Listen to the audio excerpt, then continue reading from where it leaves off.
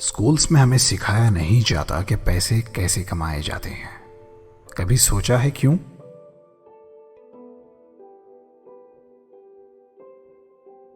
क्योंकि जो लोग पावर में हैं ऑलरेडी बहुत सारा पैसा कमा चुके हैं, बिलियनियर्स हैं, मिलियनियर्स हैं, वो नहीं चाहते कि हम जॉब करने के लिए पढ़ने की बजाय डायरेक्ट पैसे कमाने के बारे में सोचें। समझ रहे हो? वो ये नहीं चाहते कि लोग उनके नौकर बनकर, एम्प्लॉयज बनकर जीने की बजाय डायरेक्ट ही पैसे कमाने का कोई सोर्स ढूंढें। सो वो कहते हैं कि we shouldn't teach what we can teach, यानी हम जो सिखा सकते हैं वो हमें सिखाना नहीं चाहिए। एक बहुत ही famous book rich dad and poor dad के लेखक रॉबर्ट कियोसाकी कहते हैं कि 9 साल की उम्र में मैंने डैड से पूछा कि डैड, हमें स्कूल में ये क्यों नहीं सिखाया जाता कि पैसे कैसे कमाएं। डैड भी एक टीचर ही थे, हेड ऑफ द एजुकेशन थे। बोले कि चूंकि स्कूल के टीचर्स को ये सिखाने के ऑर्डर्स नहीं हैं, वो नहीं सिखा सकते। मैंने फिर से पूछा, तो क्या है स्कूल? हम क्या करने जाते हैं स्कूल? डैड बोले, तुम सीखने जाते हो कि कैसे तुम एक अच्छी जॉब हासिल कर सको। मैंने पूछा, तो डैड, जॉब हम पैसे कमाने के लिए ही तो ढूंढते हैं ना, तो मैं डायरेक्ट पैसे कमाने के बारे में क्यों नहीं सीख सकता? ये जॉब बीच में कहाँ से आ गई? मुझे जॉब नहीं करनी। वो मुस्कुराए, बोले, बेटे मैं तो एक गवर्नमेंट एम्प्लॉय हूँ। तुम चाहो तो अपने दोस्त माइक के डैड जो एक एंटरप्रेन्योर हैं उनसे सीख सकते हो कि जॉब नहीं करते हुए पैसे कैसे कमाने हैं। मैं बोला, डैड आप क्यों नहीं बता सकते इस बारे में? वो बोले, बेटा मैं खुद एक एम्प्लॉय हूँ, मुझे पैसों के बारे में सोचना नहीं पड़ता।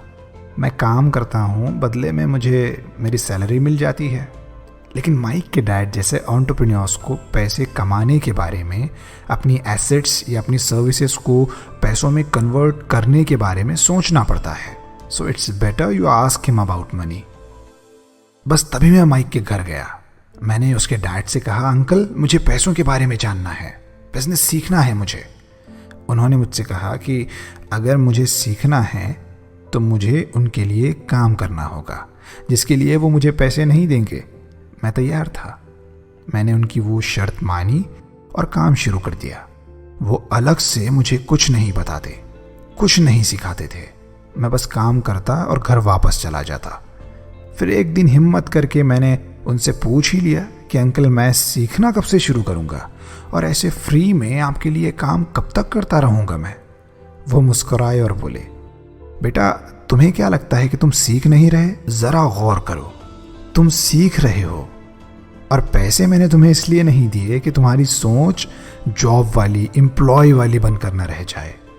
और याद रखना, एंटरप्रेन्योर्स अपने शुरू के कुछ सालों में फ्री में काम करते हैं और आने वाले टाइम में अपने उस काम को, अपनी उस की गई मेहनत को पैसों में कन्वर्ट करना भी सीख लेते हैं।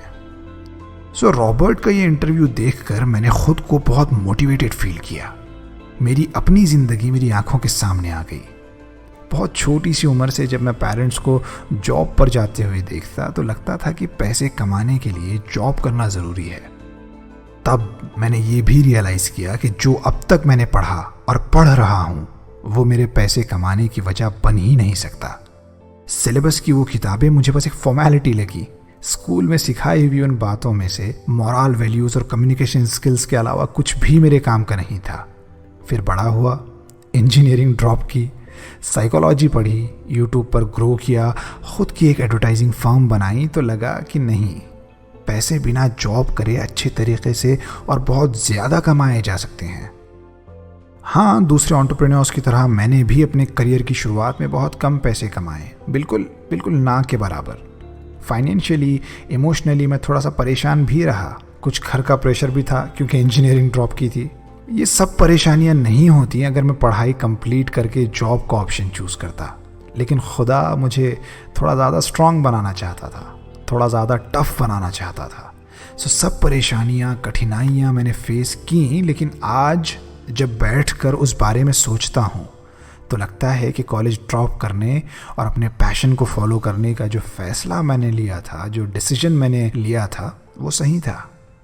एक बहुत ख़ास बात ये भी रही कि इतने सालों में अपने साथ के कई लोगों की और ख़ुद अपने आप की ज़िंदगी को ऑब्ज़र्व करने के बाद बार बार सुनी हुई और किताब में पढ़ी हुई ये बात सही साबित होती नज़र आई कि अमीरी या गरीबी ये फैमिली से सिखाई जाती है।